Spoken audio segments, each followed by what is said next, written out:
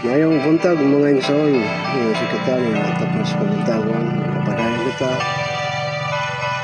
sa pagpasalamat sa itong buhay ng Diyos, tungod kay ang Diyos, naghatag pa ka na ito, kita sa pagbangon ni taklo sa pabuntagon. Ano?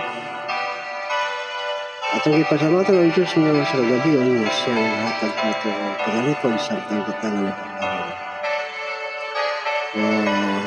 Tapos kabuntagon, dako atong kalipay, pasalamat, mayod kaniya. Tungod niya pa kita, nahigmata, nahihimo pa kita sa pagbangon, o nahihimo pa kita sa pagpadayon, sa pagpasalamat. Ngayong adlaw Merkulis, Petsa 26 ng Pebrero. Mayod kita sa pamalandong sa pulong sa Diyos. Isoon, nga naghinapos na nga kalibutan ato nga mapalandong ang suwan nga duha ra gyud ang nag-ilog o duha ra gyud ang naggubat ni kalibutan, gubat ni gubat sa ulod, kundi gubat sa espirituhanon, no? Ngod kay duha ra gyud ang nagsangka. Ang usa wala magtuman sa sugo, o ang usa matinamanon sa sugo, nga mao ang Diyos, no? Nga naghatag kato kinabuhi. Ang Diyos nagapadayon sa pahinumdum ka na ito. Tungod kay gusto din niya nga kitang tanan iyang madala dito sa iyang andang nga pagayaanan.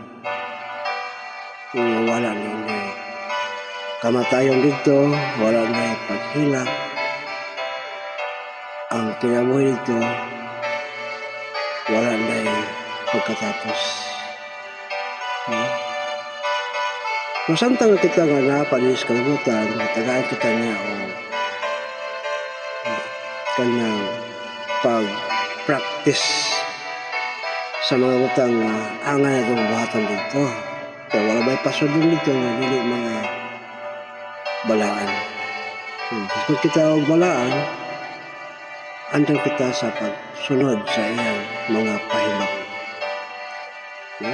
Mas bugong duhara ang nagsangka karon, ang matinamanon sa sugo o ang usa na wala gyud nagtuman sa sugo, nga mao ang yawa. Di na ito ikapasangin sa uban mga tao o kinsa mga pundok ang mga hitabo. Tungod kay usa na gyud ang nagsupak sa sugo, mao ang yawa. Di sa gusto nga ang tao magtuman sa sugo, so mangita siya ang paagi o mga pamaagi nga ang tao malipat. So kung doon ay tao nga gasulti o sa pagsupak, tingali gigiyahan siya sa dautan. Tungod kay ang pagsupak sa sugo man ang espiritu sa datan. Pero kung dunagay tao nga nagtuman sa sugo kana, kung sa espiritu sa Diyos nga nagayos, uban kanya. Natay basahon sa din sa Isaias 40 kapitulo 45 versikulo 22 ang basahon sa pagbalik. Sa basahon ni Isaias kapitulo 45 versikulo 22 naging direksyon atong basahon. Tumutok kamo kanako ug mga luwas kamo, tanan mga kiatunyan sa yuta, kaya ako mauman ang Diyos o wala. Ingon igsoon, tumutok kamo kanako og mga luwas kamo. Tanan mga kiyatom yan sa iyo ta. Kay ako mauman ang Diyos o wala lain-lain. Atul pa igsoon, motuto kita lamang ngadto sa Diyos. Walay lain makaluwas, gawas lamang kaniya. Ang makaluwas igsoon siya lamang.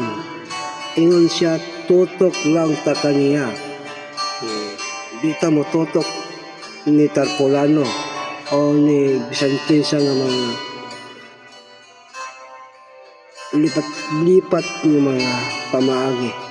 At lang itutok ng atong mga tao ngadto sa Diyos, atong mga nahona atong focus ngadto sa Diyos, o ang iyang mga pahilwang atong paghahinumduman. Tod kay mo kini ang tinuod yun nga nagakaila nga sa Diyos ang pagtuman sa iyang mga kabalan. Pasabang ko yun, duhara ang nag-away karon.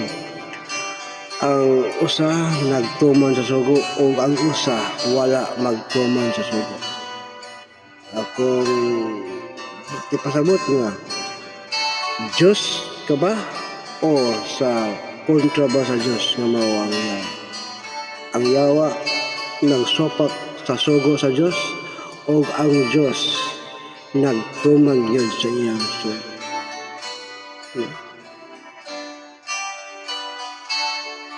Diba pa dayon?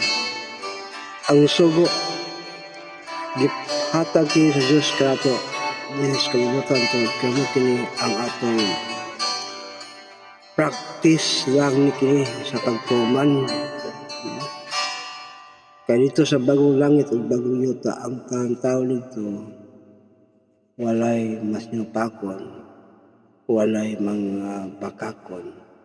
Ang tao nito nagatuman sa sugo sa Diyos. Mayong buntag o malipayon adlaw ni sayos kabuntagon kita nakahimo pa sa pagkamalandong sa iyang mga